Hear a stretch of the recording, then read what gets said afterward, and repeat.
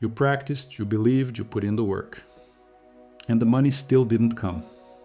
The problem isn't what you haven't started doing yet, it's what you haven't stopped.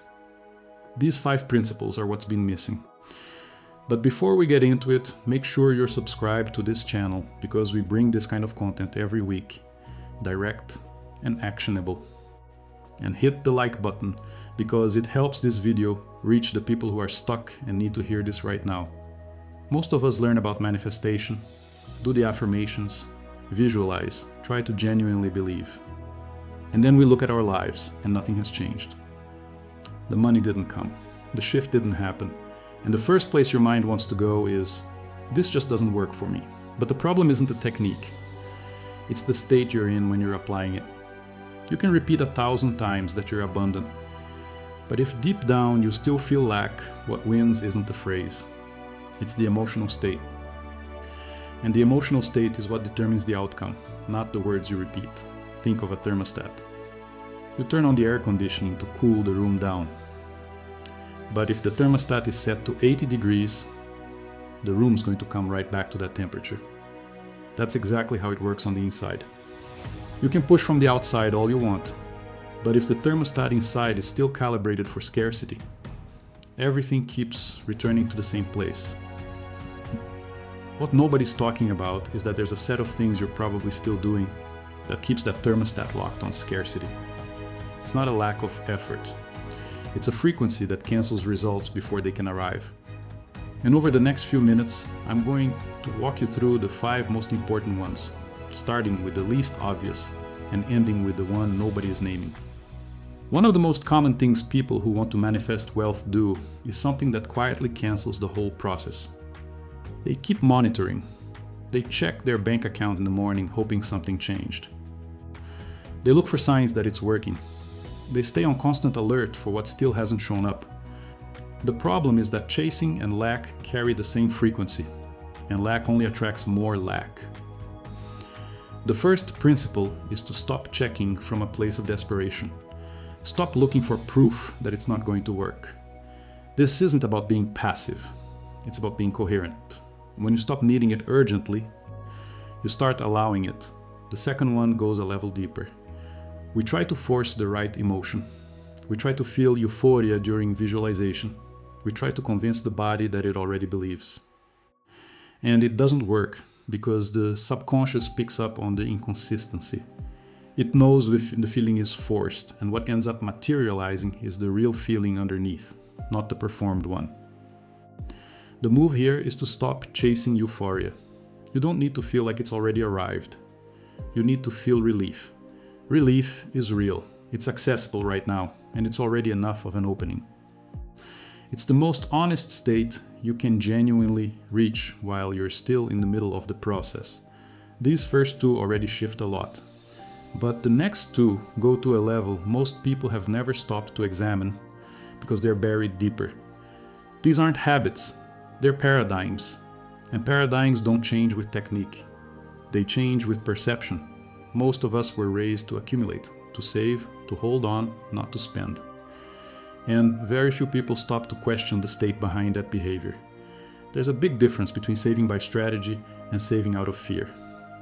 When fear of losing is the state behind your financial decisions, you're broadcasting scarcity even when there's something in your account. Think of money like water. Water needs to flow to stay fresh. When you try to hold all the water in a sealed container because you're afraid of losing it, it goes stagnant. The third principle is to stop blocking circulation out of fear. This isn't about spending without intention. It's about the emotional state behind the decision. That state matters more than the decision itself. The fourth one is the oldest of the 5. And it was probably installed in you before you were 7 years old. Money is hard to make.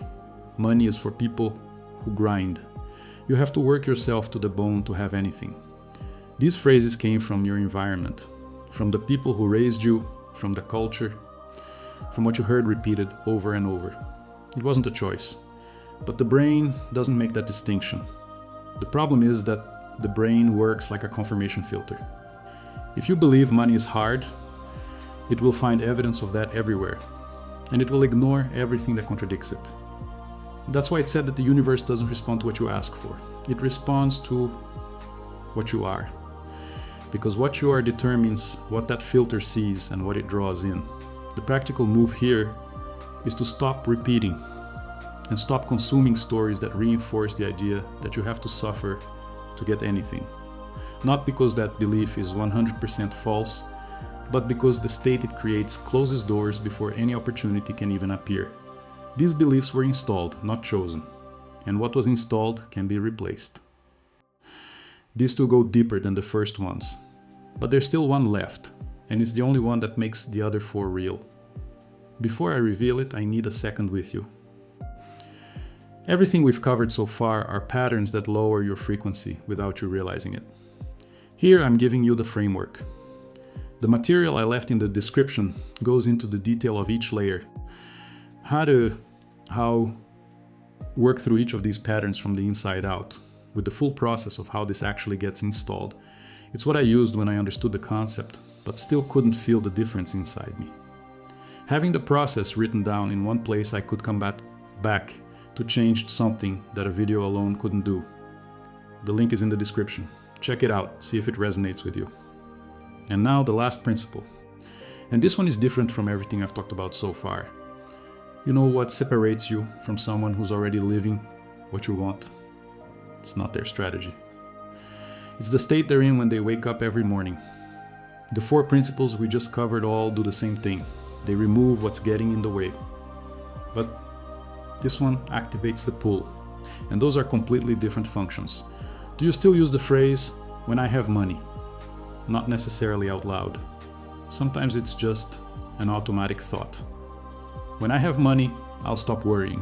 When I have money, I'll invest. When I have money, I'll feel like I deserve it. And as long as you're living from that, when I have, you're living from the state of someone who doesn't have yet. And that's the state that materializes, not the desire. Neville Goddard called this the law of assumption. The idea is straightforward. Consciousness doesn't wait for reality to change before adjusting. It adjusts first, and reality follows. Billionaires don't use strategies that are fundamentally different from yours.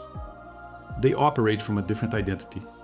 And identity isn't something you decide to become. It's the state you're already acting from. And here's the distinction that changes everything. The difference between pretending and embodying. Pretending is performance. You're trying to force a feeling that isn't there. Embodying is genuine. It's when your decisions, your tone, your thoughts, your reactions already reflect who you're being, not who you're hoping to become. The person who already knows money is coming acts differently than someone who's still waiting. They make different decisions. They carry themselves differently. They don't need to convince anyone. Because on the inside, the account already closes. There's a specific moment every day where this becomes much easier.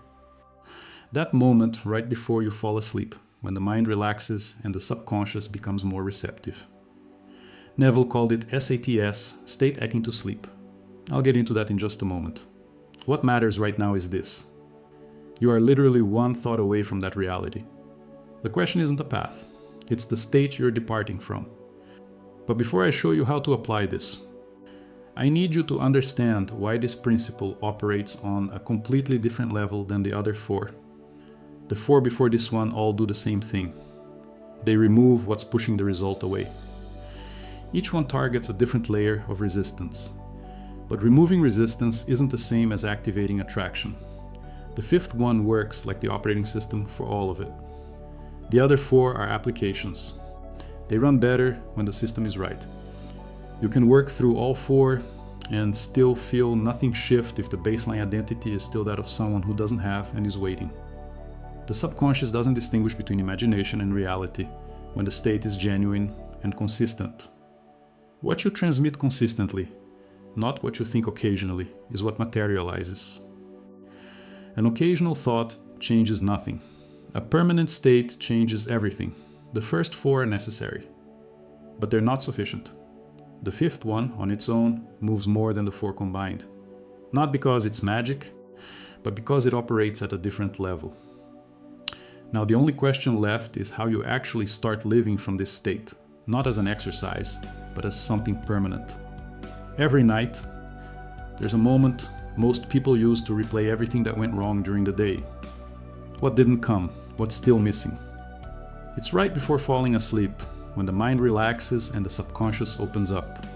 Neville called it state aching to sleep. And it's the best moment of the day to install the state of someone who's already abundant.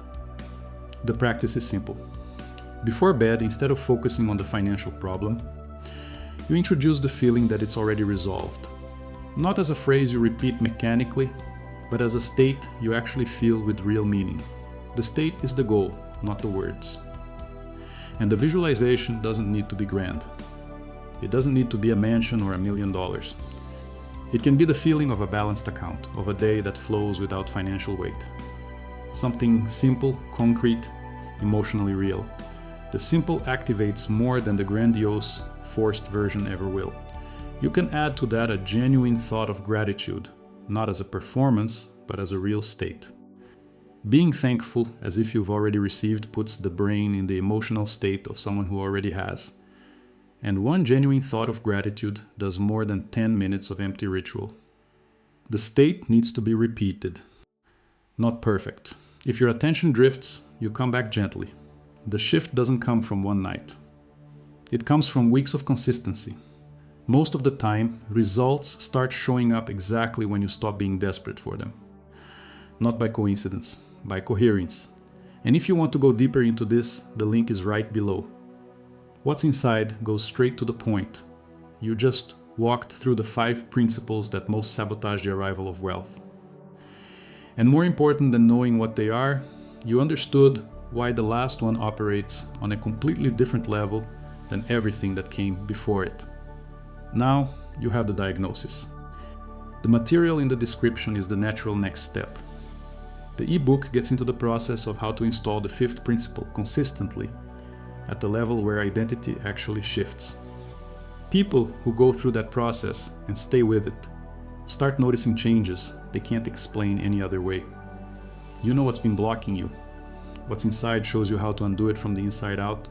Before you go, tell me in the comments which of the 5 principles hit closest to home for you. That kind of response helps me understand what to bring in the coming weeks.